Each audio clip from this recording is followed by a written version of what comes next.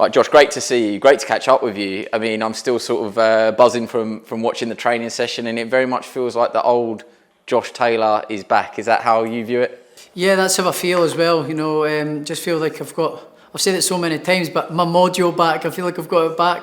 I just feel like, you know, I'm back to my old chirpy self, the way I was before.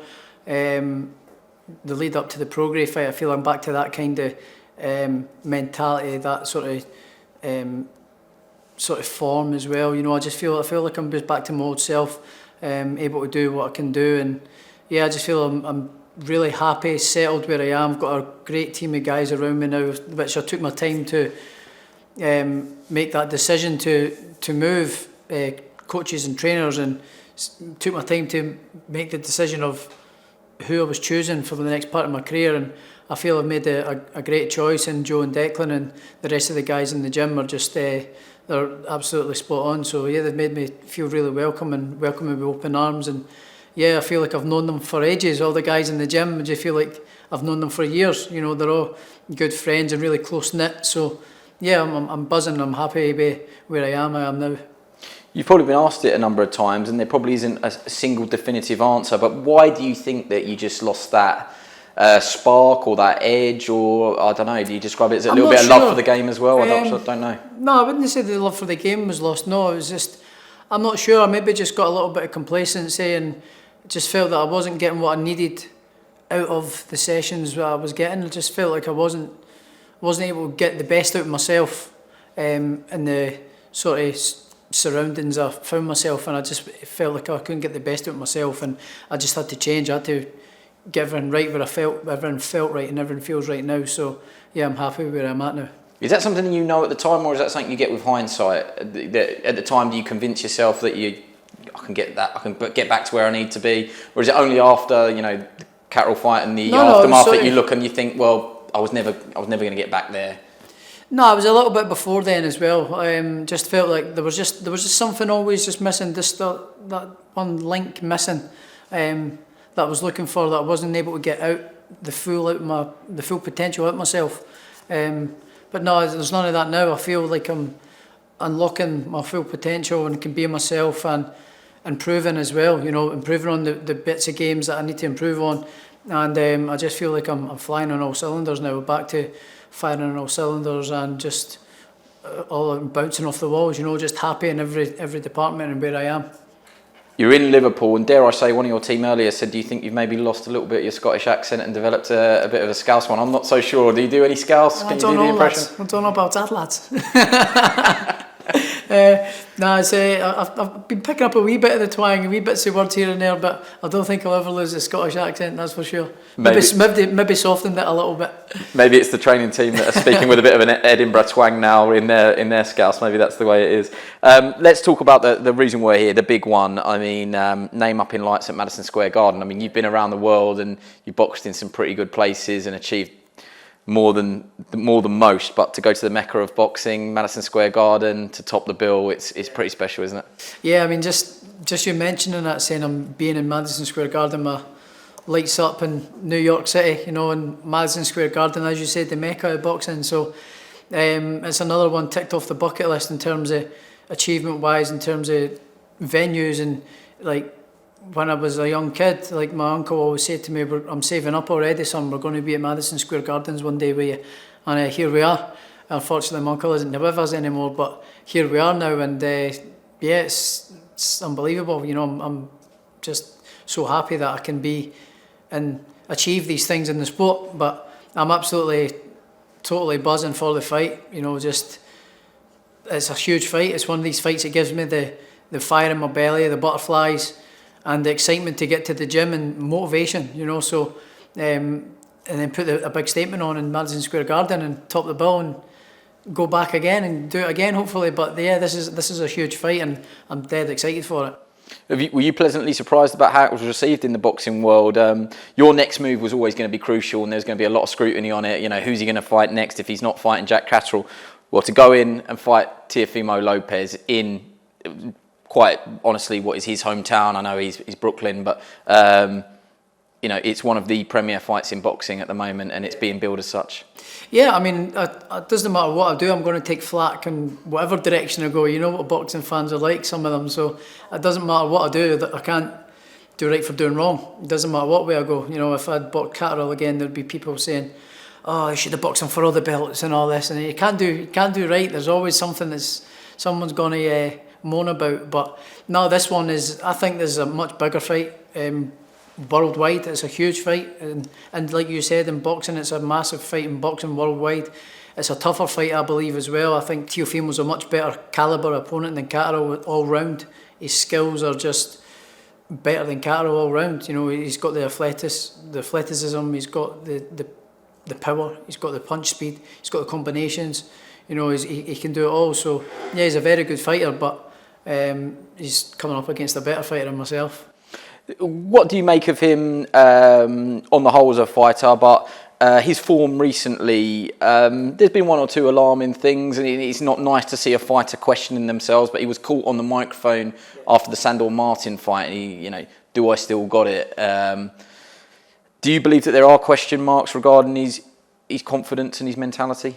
Yes, absolutely. He's mentally weak. I think he's mentally shot a little bit in terms of questioning himself like that on camera. He'll say that it's all trickery and all false sense of security and all that, but you don't do that kind of stuff. You don't question yourself like that on camera straight after the fight when the adrenaline's buzzing and all that. So you know that he's definitely got them self-doubts, but I don't take too much from it, because you know, if I do that, I'll make the same mistake what I did the last time.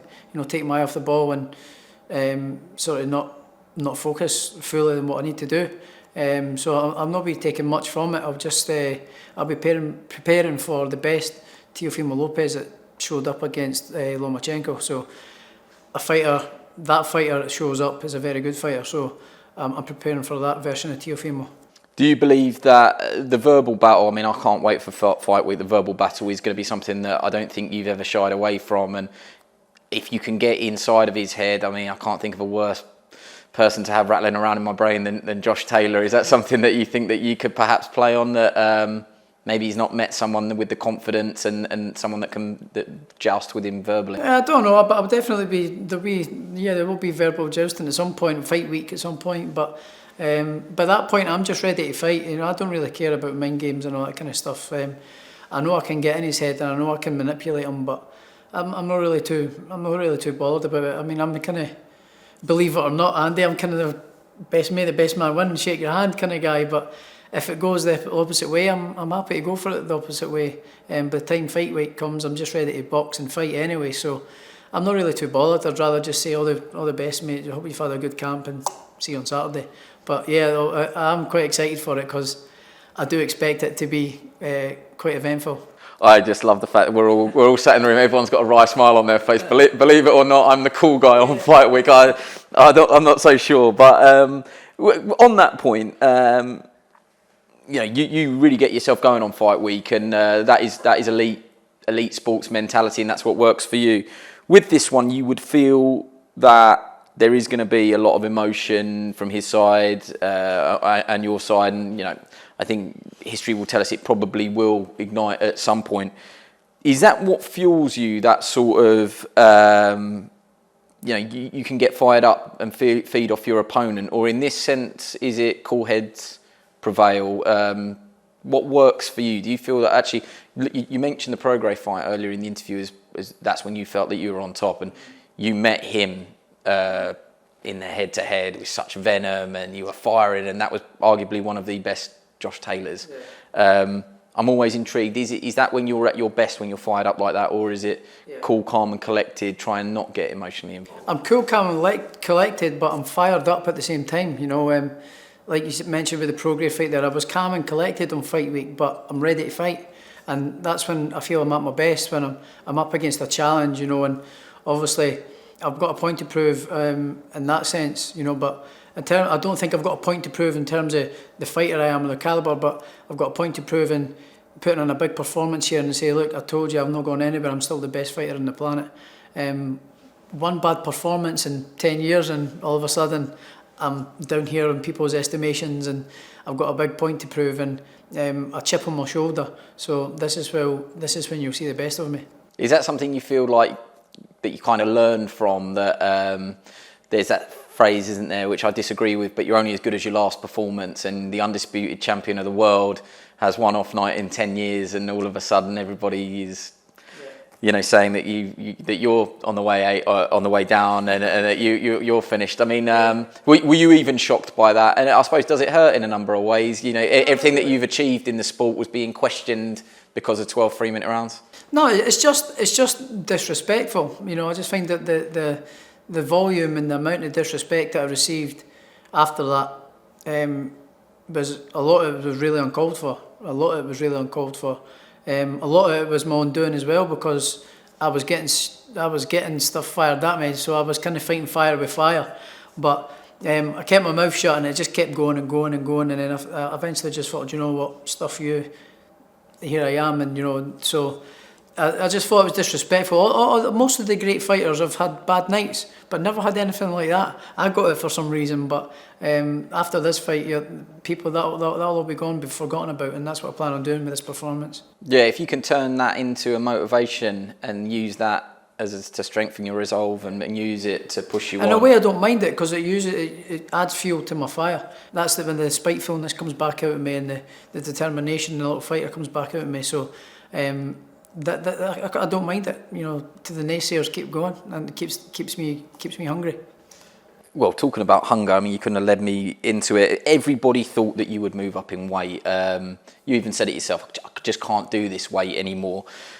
Time has gone on. I know you've changed the way that you've approached it, but it's quite a blunt question, but as you sit here now, you're full of confidence that you can not do the weight, but do it and still get the best out of that body, and super lightweight is the best weight for you when you're not leaving it on the sweat room floor, for example. Yeah, don't get me wrong, it will still be tough to make the weight. Any fighter will be lying to you if they say they do make the weight easily. It will be tough, but inevitably I will be moving up to 147 at one point, because achievement wise at 140 there's nothing left for me to do. The only thing that I can do in 140, which I haven't done yet, is fight for a British title. Now that, for me, no disrespect, but for me at this point in my career, that's going 10 steps back the way.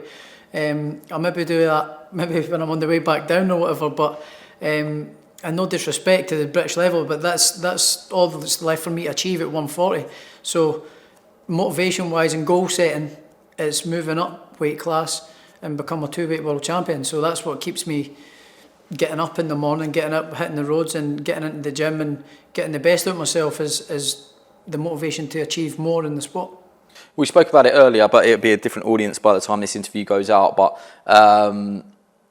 Scotland, British boxing, but arguably Scotland's greatest ever. I know he went to great lengths to say, like, I've passed the torch on to Josh Taylor, but Ken Buchanan left us recently, someone that topped the bill numerous times at Madison Square Garden, someone that is revered as one of the best boxers of all time, certainly in the modern era. How do you think that you'll feel at the top of the ramp? I mean, even earlier than that, treading the hallways backstage at Madison Square Garden, where he shared a dressing room with Muhammad Ali and draw a line down the middle of the dressing room and said, that's your side to the greatest ever, Muhammad Ali. You're kind of going to be flying that flag a little bit for him as well, presumably, and that must be an honour. Yes, absolutely. My fight shots is going to be replicated to how he wore his in Madison Square Garden. He wore the Buchanan tartan, his family tartan. I'm going to wear my family tartan, but in the style that he had it, with the white name band and the full shot and the tartan. So in the robe, sort of similar style to what he had as well. So that'll be a tribute to Ken. It'll be on the sort of weeks beforehand. I'll be thinking about that. I'll be, I'm in the same place, or maybe afterwards that I'll think about it. It says I've just done the same thing as what one of my heroes did. But yeah, he's definitely going to be there with me, and it's going to be a good thing to look back on in a few years' time and tell the kids and the grandkids that I did just what Ken Buchanan did. You've got that great photo as well. Not everyone has seen your front room that you had built with the belt holders in the wall, and there's a great photo of you and him in front of that with all the belts, and he was very proud. It's funny that you say the word pride, because he was very proud of you as well. Yeah, absolutely. When I come back, from Vegas with the belts. Says, "Look, champ, I'm just like you, done it just like you," and he gave me a big cuddle and says, "I told you." And we sat down, had a cup of tea, and spoke for a few hours at the house and stuff. And unfortunately, that was the last time I saw him. But that filled me. That moment will be live with me for the rest of my life. You know, I'm getting a little bit emotional, but yeah, that'll live with me for the rest of my life. Very, very proud to do that. Good on you. When you set off on this journey, I mean, it sounds so strange to ask this question after if you put it in the context of, you know, you climbed your Mount Everest, undisputed champion of the world. I mean, you can't achieve more than that in one weight class.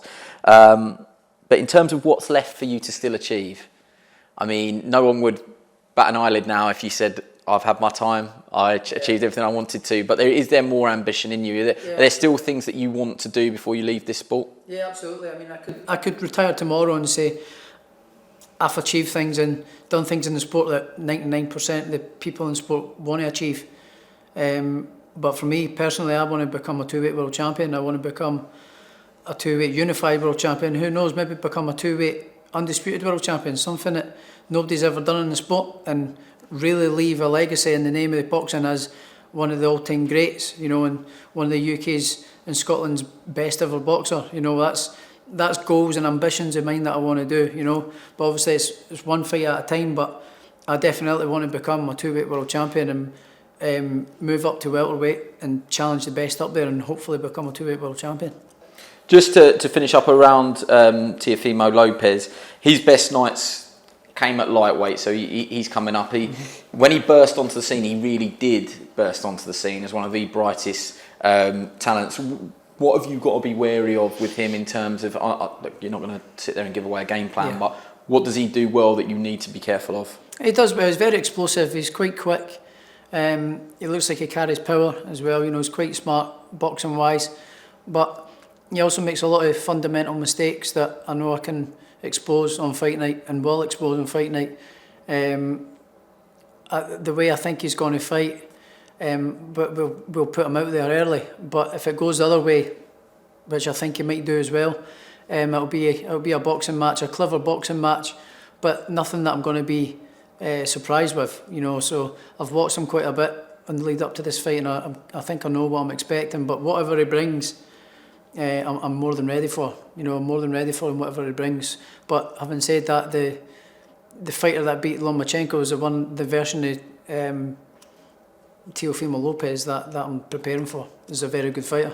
You said it almost passively there, but you know, you feel that you can get him out there and get him out of there in an early part of the fight. Yeah, absolutely. I just think with his style and the more, I think his inclination to come and be aggressive, and look for the openings is what's going to ultimately be his downfall. But if he comes back and tries to be patient and move on the back foot, then that's even better for me. So I just can't see a way that he can win this fight unless he catches me with one of his big left hooks or his big right hand. But I just don't see how he can beat me unless he catches me with a good shot, which can happen to anyone, I suppose. But I just can't see it. You've done some pre-recorded stuff with Top Rank already, and it'd be interesting to see, you know, how much of that we get to see. But is it fair to say that you and him, you know, you don't necessarily see eye to eye on a number of different things in the build up to this fight? Yeah, he's just a little bit, you know, his personality is just a little bit irritating, you know. He's just a little bit irritating, you know. He's said a few things about me for a couple of years now, so now it's one of these things where it's like, okay, you've run your mouth for a couple of years, now you're going to pay for it. So just let him talk and just let him say what he wants to say. The more he talks, the bigger doing he's going to get, I say. So yeah, that's how I'm feeling, and I'm looking forward to getting there and getting stuck in amongst them. You're fighting him, you're not fighting his dad, but his dad traditionally does have one or two things to say around the fight. Is that something you're prepared for as well? I'm prepared for that as well, but if my dad's coming, I think he'll sort him out as well. So I'm not worried in that department either. Look, before I let you go, you know, can you sum it up for us? What June 10th, the lights come down and it's you and him and Madison Square Garden. The theatre is packed out, and we're all on the edge of our seats, and everyone empties out, and it's just you, him, and the referee, and you know, you've got that last little bit where the crowd dies down before the first bell. what do you think will be going through your head, and what do you think you're capable of producing under the bright lights? Fireworks, search and destroy, and an explosive night, an explosive performance, a polished performance all the way round, and just a great back to the old Josh Taylor. Can't wait.